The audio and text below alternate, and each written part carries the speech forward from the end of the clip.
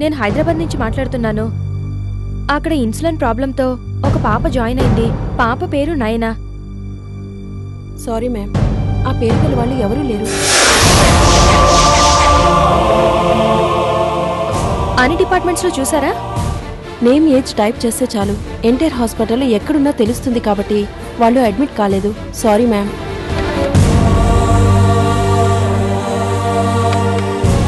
వాళ్ళు అక్కడ లేరు కదూ? అవును, నాకు తెలిసే. నేను మొదటి రోజు కారు చూసినప్పుడే నాకు అనుమానం వచ్చింది. నువ్వేమో మా ఆయన నిప్పు నిప్పు అన్నావు. అది ఇప్పుడు నీ కాపురంలో చిచ్చు పెడుతోంది.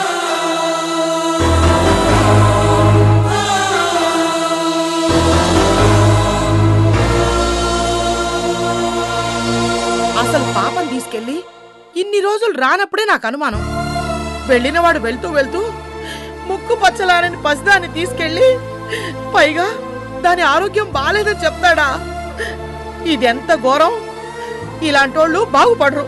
మట్టి పిన్ని ఊరుకో.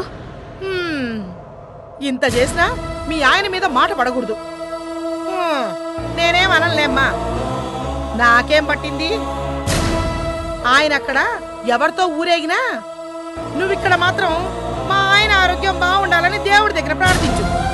పిన్ని, ఆ హాస్పిటల్లో లేనంత మాత్రాన ముంబైలో లేనట్టు కాదు కదా. ఇంకేదైనా హాస్పిటల్లో చేర్చారేమో. రామాయణం అంతా విని రాముడికి సీత ఏమైంది అంటే ఇదే. నాకెందుకులేమ్మా, మీ ఆయన ముంబైలోనే ఉన్నాడని అనుకుంటూ ఉండు. నిష్ఠూరంగా మాట్లాడకు పిన్ని. ఎందుకో ఆయన తప్పు చేశారంటే నా మనసు అంగీకరించడం లేదు. అలాగని ఈ విషయాన్ని ఇలా వదిలేయడానికి నా మనసు ఒప్పుకోవడం లేదు. నువ్వు పంచే పిన్ని, పక్కింటికి వెళ్ళి పొద్దున మనం వెళ్ళొచ్చిన కళ్యాణ మంటపం నంబర్ తీసుకో. ఎందుకమ్మా? నేను తర్వాత చెప్తాను పిన్ని. నువ్వు మాత్రం ఈ విషయాలు ఏమీ చెప్పకుండా నెంబర్ మాత్రం తీసుకునిరా. సర్లే, తీసుకొస్తాను పిన్ని. ఇప్పుడొద్దు, పొద్దున్నే వెళ్ళు.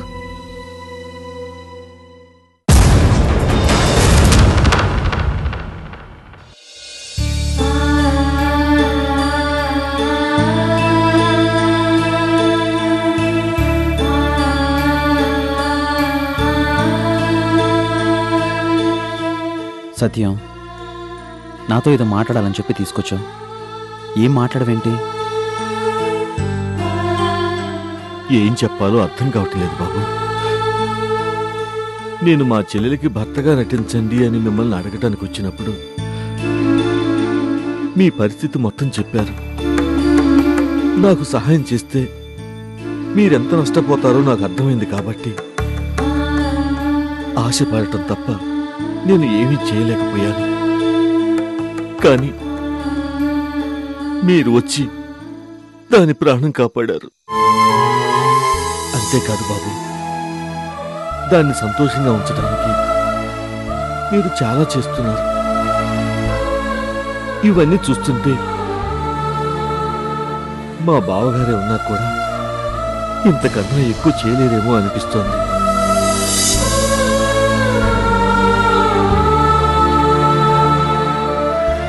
ఇన్ని రోజులు ఓ డాక్టర్గా నా చెల్లెలి పరిస్థితికి జాలిపడి చేస్తున్నారనుకున్నాను. కానీ అసలు విషయం తెలిసి మీరేంటో నాకు అర్థమైంది. మీకు పాప అంటే ప్రాణం అని ఆ రోజే చెప్పారు.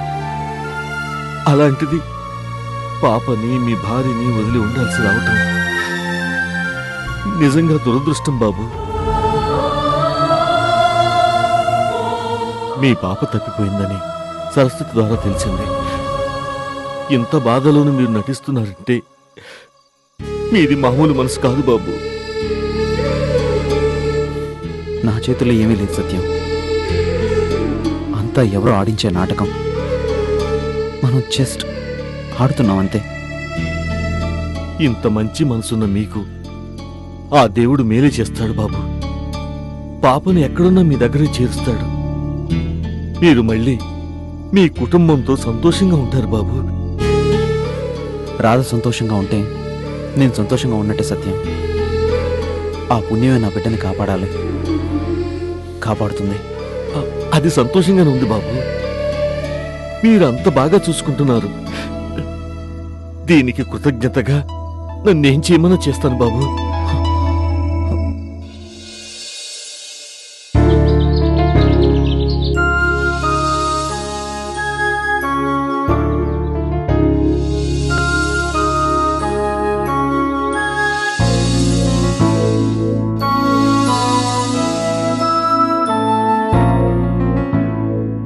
Good morning madam.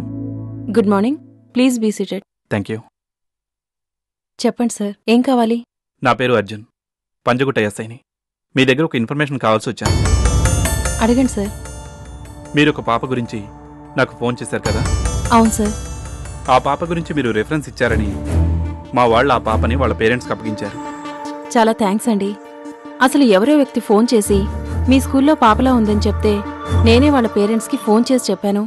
లక్కీగా వాళ్ళ పేరెంట్స్ స్టేషన్కి వెళ్ళి తీసుకొని వెళ్లారు. ఆ రోజు నుంచి ఆ పాప స్కూల్కి వస్తోందా? లేదు సార్, ఆ అమ్మాయికి హెల్త్ బాలేదు, స్కూల్కి రావట్లేదు, ఫోన్ కూడా చేయట్లేదు. ఆ పాప ఎలా మిస్ అయింది? ఏమోనండి, ఆ విషయం నాకు తెలీదు. నిజంగా తెలీదా? అదేంటండి, పాప ఎక్కడో మిస్ అయితే మాకెలా తెలుస్తుంది? మీరు తెలుసుకోవాల్సిన ఇంపార్టెంట్ విషయం ఏంటంటే ఆ పాపని స్టేషన్ నుంచి తీసుకెళ్ళింది వాళ్ళ నాన్న డాక్టర్ కిషోర్ కాదు, వేరే ఎవరో మీ చేత చెప్పించి మమ్మల్ని చీట్ చేసి తీసుకెళ్ళిపోయారు. ఇంకో విషయం ఏంటంటే ఆ పాపని ఎవరో కిడ్నాప్ చేశారు. ఆ పాప లక్కీగా ఎస్కేప్ అయి నాకే దొరికింది. నేను స్టేషన్లో అప్పగించాను. కానీ మీ వల్ల ఆ పాప మళ్ళీ కిడ్నాప్ అయింది. నాకు ఆ విషయంలో సంబంధం లేదండి. పాప పేరెంట్స్ వచ్చారు, డాక్టర్ కిషోర్ గారు మాట్లాడుతున్నారని నాకు ఫోన్ చేయగానే ఆ పాప తండ్రి కిషోర్ గారే అని చెప్పాను. ఏమండి, ఆ పాప ఎవరో కన్ఫామ్గా మీకు తెలియదు.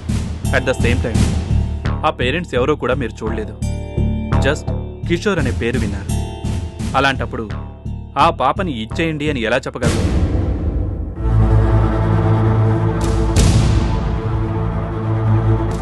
అది ప్రిన్సిపల్ అనే బాధ్యత గల ఉద్యోగం చేస్తూ.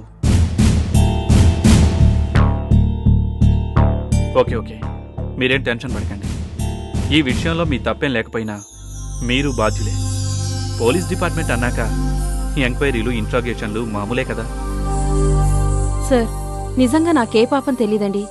మా స్కూల్లో పాప మిస్ అయింది అంటే స్కూల్కి బ్యాడ్ నేమ్ వస్తుంది అనే కంగారులో పాప దొరికింది అని చెప్పగానే వాళ్ళకిచ్చేయమని చెప్పాను.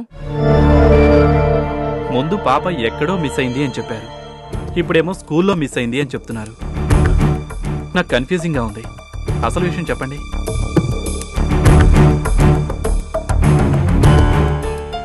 దేవుడి దగ్గర, డాక్టర్ దగ్గర నిజం చెప్పకపోతే మనకి మనశ్శాంతి ఉండదేమో.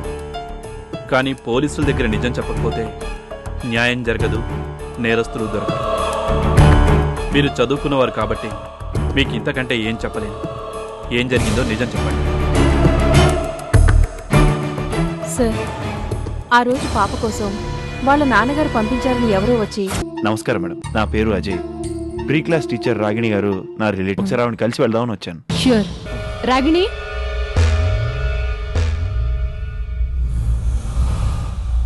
Hi, I'm Ajay. Doctor Kishore గారి అసిస్టెంట్ని. కిషోర్ గారు ఫోన్ చేసి ప్రిన్సిపల్ గారు చెప్పారు. అందుకే ఆవిడ మిమ్మల్ని పిలిచి పంపించమన్నారు.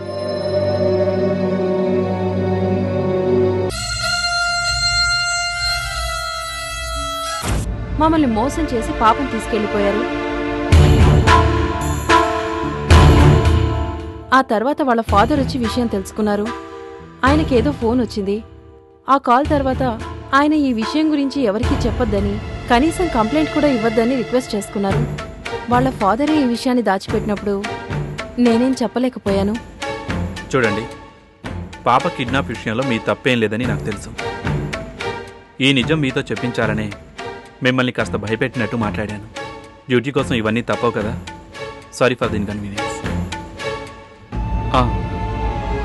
నేను ఇలా వచ్చి ఎంక్వైరీ చేశానని పాప పేరెంట్స్తో చెప్పకండి. ఇది నా కోసం కాదు, న్యాయం కోసం. వస్తాను మేడం.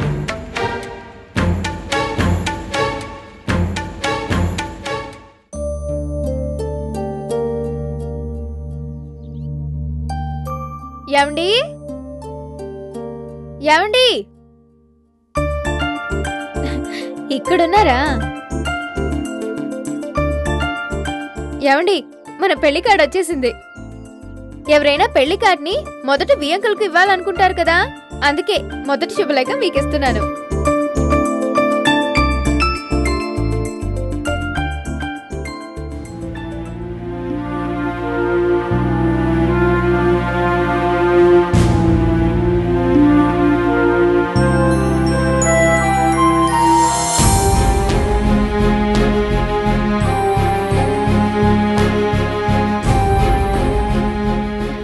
ఎలా ఉందండి?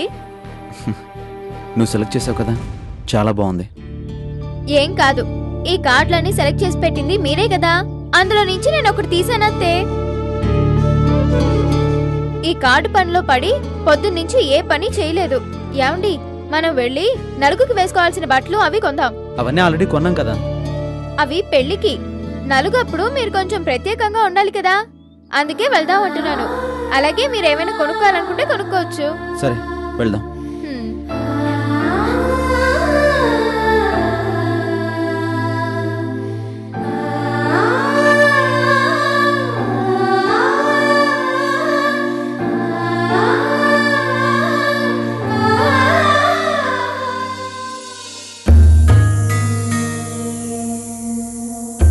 కళ్యాణ మండపంలో నెంబర్ తీసుకురావడానికి వెళ్ళిన పిన్ని ఇంతసేపైనా రాలేదేంటి?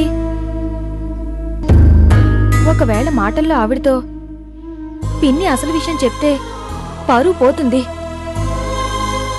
ఆయన ఏం తప్పు చేయకపోతే ఇలాంటి అనుమానం తన మీద వచ్చినందుకు ఆయన నన్ను క్షమించరు.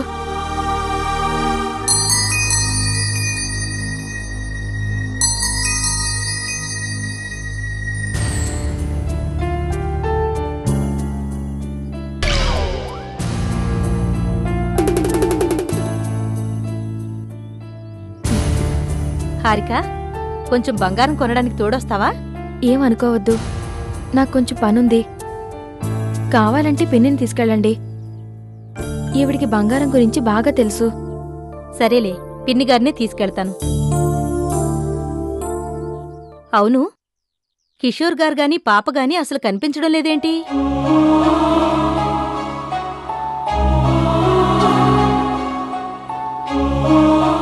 అసలు నేనొస్తేనే ఆంటీ అంటూ పరిగెత్తుకొచ్చేది నైనా, ఇప్పుడసలు కనిపించడం లేదు. ఆయన హాస్పిటల్కి వెళ్లారు, అదేమో స్కూల్కి వెళ్ళింది. మీ అత్తగారేమో ఆడవాళ్ల మజాక ప్రోగ్రాంకి, మీ మామగారేమో ఒలింపిక్స్కి వెళ్లేదా? లేకపోతే ఏంటి, ఈరోజు ఆదివారం, కిషోర్ గారికి పాపకి ఇద్దరికీ సెలవే కదా.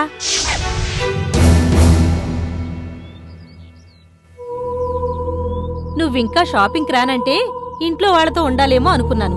నువ్వేంటి ఇద్దరూ లేరంటున్నావు? వాళ్ళిద్దరూ ఎవరో ఫ్రెండ్ ఇంటికెళ్లారు.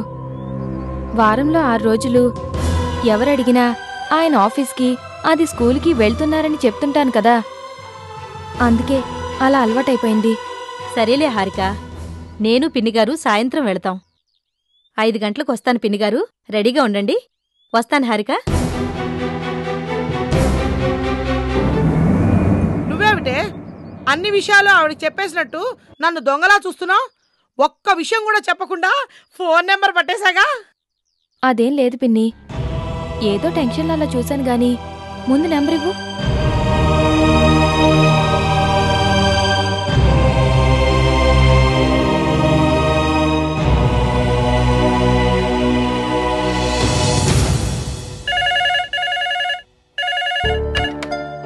హలో, ఎంఎస్ కళ్యాణ మండపం అండి?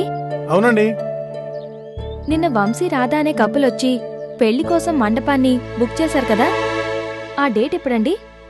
ఎల్లుండండి. Thank you very much. నువ్వేమిటే పెళ్ళెప్పుడో తెలుసుకోకుండా ఫోన్ పెట్టేశావు? అడ్రస్ తీసుకొని అక్కడికి వెళ్ళుంటే విషయం తెలిసేది కదా. మళ్ళీ ఫోన్ చేసి అడ్రస్ కనుక్కో. వద్దు పిన్ని, పెళ్లి ఎల్లుండని చెప్పారు.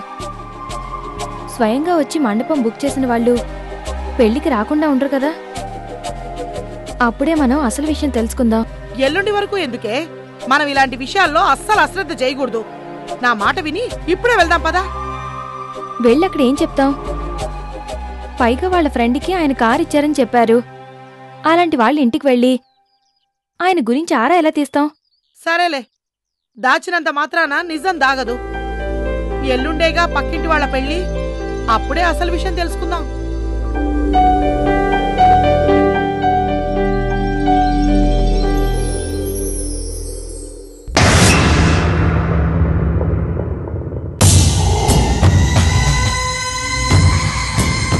నాగరాజు, నువ్వు ఫలానా వాడి దగ్గరికి వెళ్ళమనగాని ఏం జరుగుతుందని టెన్షన్ పడ్డాను. బట్ వాళ్ళు ఫ్యాంటాస్టిక్గా పనిచేశారు. నువ్వు చెప్పినట్టే రాధ ఫోటోలు తీశాను. అంతేకాదు, మనకు కావలసిన విధంగా టైప్ చేసిన పేపర్స్ మీద సంతకాలు తీసుకున్నాను. ఇదిగో ఫోటోలు, పేపర్స్.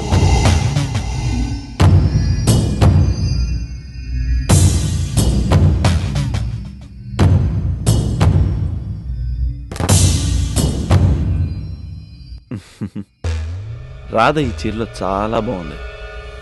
రెండో పెళ్లికి ఇదే చీర కట్టుకోవాలి. సరస్వతి ఫోన్ చేసినప్పుడు గుర్తు చేయి. ఈ చీరను దాచిపెట్టమని చెప్పాలి. అలాగే చెప్తాను. కానీ అన్నీ మనం అనుకున్నట్టే జరిగాయి. అది సంతోషంగా ఉంది అంటే రాధ జబ్బు నయమైపోయి ఉంటుంది. ఇకపోతే పెళ్లికి దాని దగ్గర నుండి రావాల్సినవన్నీ సంపాదించాను. ఇక నీ ఫోటోలు ఇస్తే వాళ్ళ అన్న పెళ్లి అవగానే నీ పెళ్లికి ఏర్పాట్లు చేస్తాను.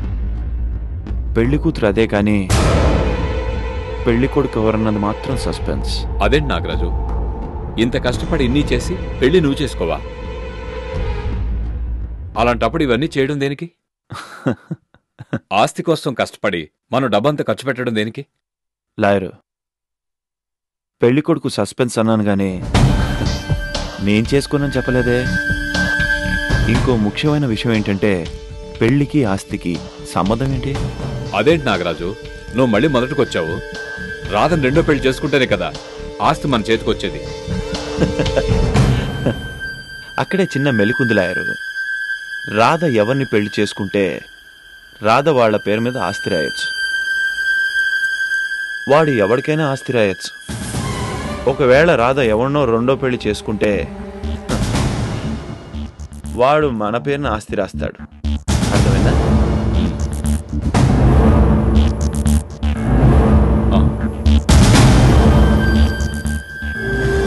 పాప పాలు తాగలేదా? అది పాలే కాదు, నీళ్లు కూడా తాగడం లేదు. నిన్నటి నుంచి బాగా డల్ అయిపోయింది.